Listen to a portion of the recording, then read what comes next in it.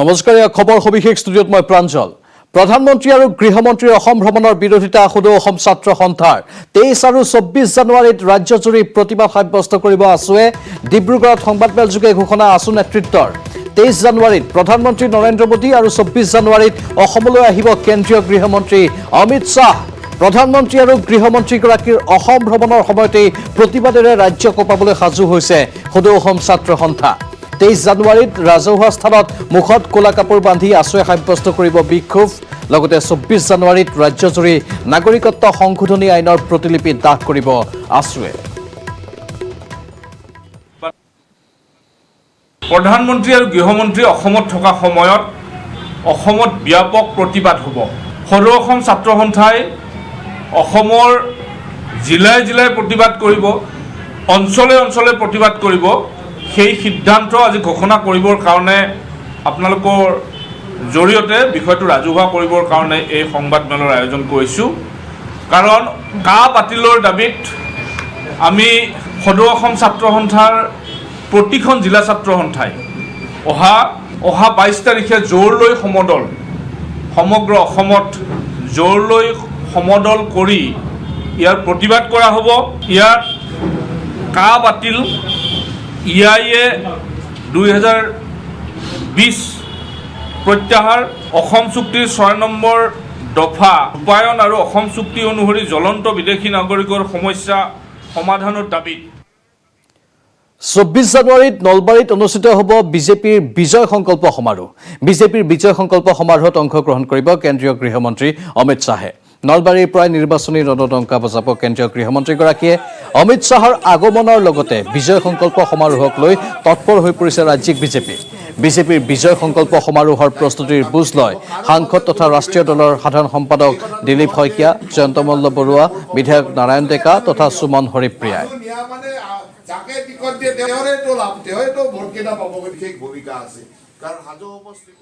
অসমত আহি উপস্থিত হল নিৰ্বাচন আয়োগৰ দল তিনিদিনীয়া বিশেষ ভ্ৰমণসূচী হাতত লৈ গুৱাহাটীত উপস্থিত হল নিৰ্বাচন আয়োগৰ দলটো নিৰ্বাচনী আয়োগৰ মুখ্য নিৰ্বাচনী বিষয়া সুনীল অৰোৰা সহ দিল্লীৰ পৰা বিমানযোগে আহি বৰঝাৰস্থিত বিমানবন্দৰত উপস্থিত হয় নিৰ্বাচন আয়োগৰ প্ৰতিনিধিৰ দলটো অসমত আগন্তুক বিধানসভা নিৰ্বাচন সন্দৰ্ভত সমীক্ষা কৰিব নিৰ্বাচন আয়োগৰ দলটোৱে নিৰ্বাচন সন্দৰ্ভত সকলো পৰিস্থিতিৰ বুজ ল'ব আয়োগৰ দলটোৱে ৰাজনৈতিক দল আৰক্ষীৰ উচ্চপদস্থ বিষয়াৰ সৈতে বৈঠকত মিলিত হ'ব দলটো তেওঁলোকে হোটেললৈ যাব অহাকালি দুদিনীয়া যেহেতু কাৰ্যসূচী আছে তাৰ 20 তাৰিখলৈ গুৱাহাটীত উপস্থিত ছত্তীশগড়ৰ মুখ্যমন্ত্ৰী ভূপেশ বাঘেল আগন্তুক বিধানসভা নিৰ্বাচনৰ বাবে অসম প্ৰদেশ কংগ্ৰেছৰ পৰ্যবেক্ষক ৰূপে নিযুক্তি দিয়া হৈছে ভূপেশ বাঘেলক বিশেষ বিমানযোগে আহি বৰঝাৰ বিমানবন্দৰত অৱতৰণ কৰে বাঘেলে বিমানবন্দৰতে কংগ্ৰেছৰ নেতৃবৰ্গই উষ্ম আদৰণি জনাই বাঘেলক ভূপেশ বাঘেলৰ লগত গুৱাহাটীত উপস্থিত হয় অসম প্ৰদেশ কংগ্ৰেছৰ প্ৰভাৰী মুকুল ৱাছনিক আৰু শাকিল আহমেদ খান বিমানবন্দৰৰ পৰা পোনে পোনে আটাইকেইজন ৰাওনা হয় কামাখ্যা মন্দিৰলৈ উল্লেখযোগ্য যে দুদিনীয়া ভ্ৰমণসূচীৰে অসমলৈ আহিছে ছত্তীশগড়ৰ মুখ্যমন্ত্ৰী ভূপেশ বাঘেল कामाख्या देवी के दर्शन करने पहले भी आया हूं और यहाँ के कांग्रेसजनों से मुलाकात होती रही है अभी एआईसीसी के द्वारा मेरी ड्यूटी लगाई गई है उस संदर्भ में आया हूँ मुकुल वासनिक जी और जितेंद्र जी सब साथ में रहेंगे पीसीसी के द्वारा जो कार्यक्रम बनाया गया उसमें शामिल होंगे निखिल भारत कांग्रेस कमिटिए অসমৰ আগন্তুক নিৰ্বাচনত সাংঘাতিক ধৰণে গুৰুত্ব প্ৰদান কৰিছে আমাৰ জেনেৰেল সেক্ৰেটাৰী বা 4জন এআইচিচিৰ সেক্ৰেটাৰী অসমত 4টা জোনত দিয়াৰ উপৰিও 3জন সিনিয়ৰ অবজাৰ্ভাৰ দিছে আমাৰ ছত্তীশগড়ৰ মুখ্যমন্ত্ৰী ভূপেশ বাঘেলৰ নেতৃত্বত 3জন সিনিয়ৰ অবজাৰ্ভাৰ দিছে এজন ভূপেশ বাঘেল ডাঙৰীয়া নিজেই আনজন হৈছে senior general secretary Mukul Wasnik আৰু এজন হৈছে শাকিল আহমেদ খান এই 3জনক দিছে আজি এই 3জন আহি আছে আৰু লগত আমাৰ জিতেন্দ্ৰ সিং আমাৰ জেনেৰেল সেক্ৰেটাৰী ইনচাৰ্জো আহি আছে আৰু আজি আমাৰ যিসকল প্ৰদেশ কংগ্ৰেছৰ গুৰুত্বপূৰ্ণ বিষয়ববীয়া সেইসকলৰ লগত ৰাতি সুকীয়াকৈ আলোচনা হ'ব আৰু কালিলৈও আলোচনা হ'ব আৰু কালিলৈ গোটেই কংগ্ৰেছৰ অসমৰ বিভিন্ন ব্লকৰ পৰা ধৰি যে একেবাৰে প্ৰদেশলৈকে যিমানবিলাক কংগ্ৰেছ নেতা ব্লক পৰ্যায়ৰ পৰা প্ৰদেশ কংগ্ৰেছলৈকে এই সকলোবিলাক নেতাৰ লগত কালিলৈ তেখেতে আলোচনা কৰি মত বিনিময় কৰি আমি নিৰ্বাচনত যাতে সকলো জপিয়াই পৰিব পাৰোঁ। এবাৰ নগাঁৱৰ ৰূপহীহাটত পুত্ৰৰ গোচৰত পিতৃক গ্ৰেপ্তাৰ। অভিযুক্ত হজৰত আলীক জেললৈ প্ৰেৰণ কৰা হৈছে। পত্নীক চোকা অস্ত্ৰেৰে আক্ৰমণ কৰিছিল হজৰত আলীয়ে। মাতৃক আক্ৰমণৰ অভিযোগত পিতৃৰ বিৰুদ্ধে পুত্ৰই গোচৰ ৰুজু কৰিছে। ৰূপহীহাট থানাত গোচৰ তৰিছিল কাছেম আলীয়ে। স্বামীৰ আক্ৰমণত আহত মহিলাগৰাকী বৰ্তমান চিকিৎসাধীন অৱস্থাত আছে। নগাঁৱৰ ৰূপহীহাটৰ খবৰ আমি জনাইছো। পুত্ৰৰ গোচৰত পিতৃক গ্ৰেপ্তাৰ কৰা হৈছে। অভিযুক্ত হজৰত আলীক জেললৈ প্ৰেৰণ কৰা হৈছে। পত্নীক চোকা অস্ত্ৰেৰে আক্ৰমণ কৰিছিল হজৰত আলীয়ে। মাতৃক আক্ৰমণৰ অভিযোগত পিতৃৰ বিৰুদ্ধে পুত্ৰই গোচৰ ৰুজু কৰিছে। ৰূপহীহাট থানাত গোচৰ তৰিছিল কাছেম আলীয়ে। স্বামীৰ আক্ৰমণত আহত মহিলাগৰাকী বৰ্তমান চিকিৎসাধীন অৱস্থাত আছে।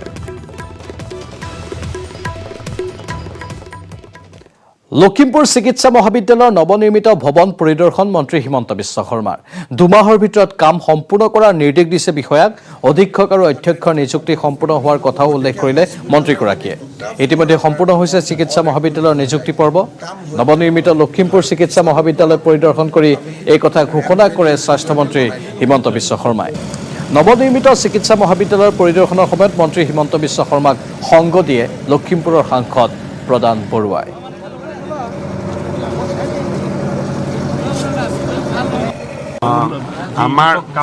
আমাৰ হাতত 2 মাহ সময় আছে। নেশ্যনেল মেডিকেল কাউন্সিলৰ নৰ্মছ মতে আমি যিখিনি কাম কৰি দেখুৱাব লাগে বা তেওঁলোকৰ ইনস্পেকশ্যন আহিলে যিখিনি আমি দেখুৱাব লাগিব সেইখিনি কৰি উলিয়াবৰ কাৰণে আমাৰ হাতত 2 মাহ সময় আছে।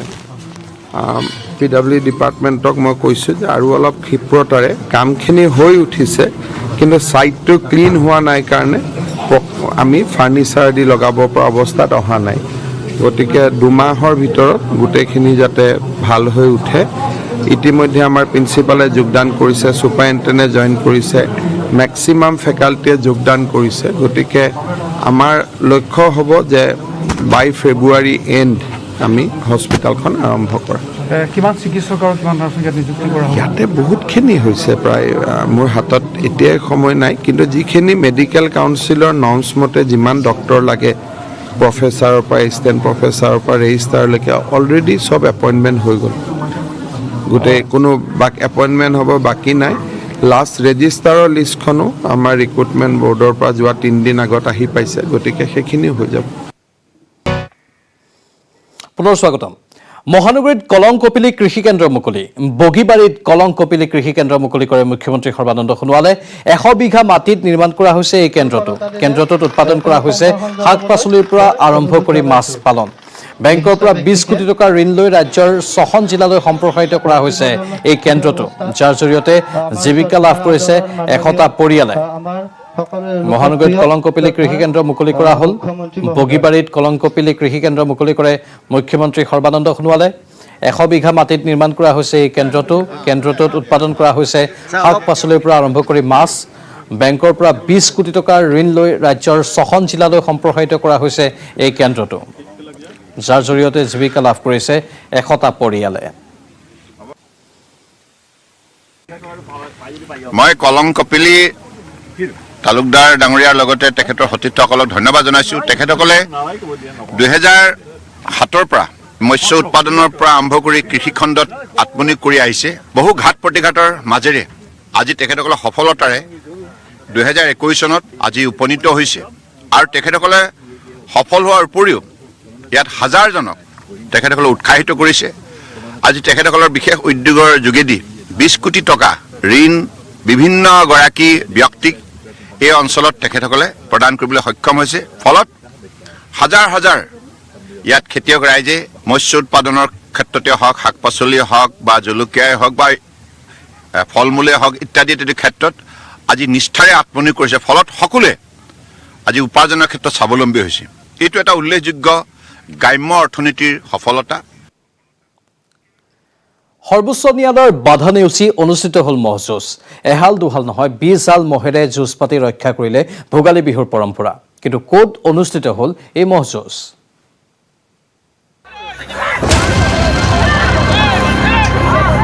পৰম্পৰা নে ন্যায়ালয়ৰ ৰায়? ন্যায়ালয়ৰ বাধা নেওচি কামপুৰত মহ যুঁজ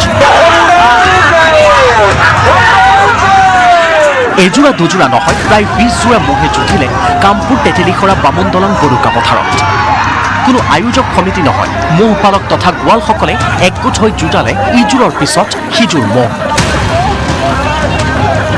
ৰক্ষা কৰিলে ভোগালী বিহুৰ পৰম্পৰা গুণামহৰ ক'লা শিঙৰ জনজনীৰে মহ যুঁজ চাবলৈ উবুৰি খাই পৰিল বহুজন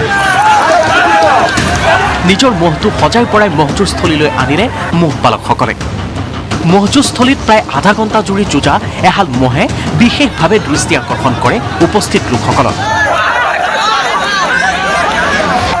অঞ্চলটোত মহপালকসকলে প্ৰায় 20 বছৰ ধৰি পাতি আহিছে মহযুঁজ আজি এই পূৰ্ণাংগ হিচাপে যোৱা বছৰৰ পৰা এই বছৰ আজি এই মহ মালিকৰ লগত সংযুক্ত ৰাখি আজি গোৱালসকলৰ লগত মানে ৰাখি আজি এই মহযুঁজখন পতা হৈছে 15 প্ৰায় 16 মানে মানে আমাৰ ইয়াত যোগদান কৰিছে মহৰ গোৱালসকলে আনুষ্ঠানিকভাৱে আয়োজন কৰা মহযুঁজ চাবলৈ ভিৰ কৰেহি হাজাৰ হাজাৰ লোকে এইবাৰৰ মহযুঁজত ভাগ ল'লে 20 হাল মহে লগাবৰ কাৰণে গোৱালসকলৰ লগত মিলি হৈ গ'ল মানে 20 বছৰ ধৰি আপোনালোকে এনেধৰণে মহযুঁজ পাতি আহিছে কিমান হাল মহে আজি অংশগ্ৰহণ কৰিছে যুঁজত 15 যোৰা মহ উচ্চতম ন্যায়ালয়ৰ বাধা প্ৰকৃতি প্ৰেমীৰ বিৰোধৰ মাজতো এনেদৰে মহপালকসকলে পালন কৰিলে বছৰ বছৰ ধৰি পালন কৰি অহা ভোগালীৰ পৰম্পৰা বেবেজিয়াৰ পৰা Bhaskarjyoti Saikia news 18 Assam north east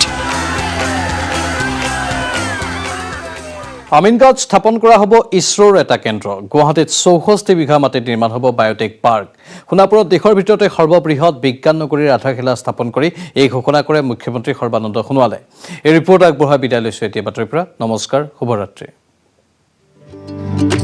গুৱাহাটীত দেশৰ ভিতৰত সৰ্ববৃহৎ বিজ্ঞান মহানগৰী সোণাপুৰৰ টেপিচিয়াত নিৰ্মাণ হ'ব 250 বিঘা মাটিৰ বিজ্ঞান মহানগৰী মুখ্যমন্ত্ৰীয়ে আনুষ্ঠানিকভাৱে মুকলি কৰিলে বিজ্ঞান মহানগৰীৰ আধাৰশিলা বিজ্ঞান আৰু প্ৰযুক্তিবিদ্যাৰ ক্ষেত্ৰত আৰু এটা খোজ আগুৱালে গুৱাহাটী মহানগৰী অতি কম দিনৰ ভিতৰত উত্তৰ পূৰ্বাঞ্চলবাসীয়ে গুৱাহাটীত কলকাতাৰ নিচিনাকৈ লাভ কৰিব বিজ্ঞান মহানগৰী সোণাপুৰৰ টেপিচিয়াত সোমবাৰে বিজ্ঞান মহানগৰীৰ আধাৰশিলা মুকলি কৰে মুখ্যমন্ত্ৰী সৰ্বানন্দ সোণোৱালে শিশুসকলক বিজ্ঞানৰ লগত জড়িত কৰাৰ উদ্দেশ্যৰে নিৰ্মাণ কৰিবলৈ লোৱা এই বিজ্ঞান মহানগৰীত থাকিব বিজ্ঞান আৰু প্ৰযুক্তিবিদ্যাৰ লগত জড়িত সকলো সামগ্ৰী 250 বিঘা মাটিত নিৰ্মাণ হ'বলগীয়া এই বিজ্ঞান মহানগৰীৰ 100 বিঘা মাটিত কাম ইতিমধ্যে আৰম্ভ হৈছে যাৰ বাবে কেন্দ্ৰ আৰু ৰাজ্য চৰকাৰে ধাৰ্য কৰিছে 184 কোটি টকা Science City Guwahati welcomes everyone every time to get experience and thrill of the world of science and technology. আজি এই টেপিচিয়া সোণাপুৰত সায়েন্স সিটিৰ কাম আমি আৰম্ভ কৰিলোঁ আধাৰশিলা স্থাপন কৰা হ'ল আৰু মোৰ দৃঢ় বিশ্বাস আমাৰ বিভাগীয় মন্ত্ৰী কেশৱ মহন্ত ডাঙৰীয়াই তেখেতৰ অধীনত কাম কৰা বিষয়া কৰ্মচাৰীসকলক লৈ এই বিষয়টোৰ ক্ষেত্ৰত যথেষ্ট নিষ্ঠাৰে যোৱা দিনবিলাকত কাম কৰিছে তাৰ ফলত আজি আধাৰশিলা স্থাপন কৰাটো সম্ভৱ হ'ল ভাৰত চৰকাৰ 90% ইয়াত আৰ্থিক সহযোগিতা থাকিব অসম চৰকাৰ পাৰ্টিচিপেশ্যন 10% হ'ব গতিকে স্থানীয় আমাৰ টেপিচিয়া অঞ্চলৰ ৰাইজৰ সহযোগত আজি এই সায়েন্স সিটিখন সুন্দৰ ৰূপত গঢ় দিয়াৰ বাবে আমি আজি এখোজ আগবাঢ়ি গৈছোঁ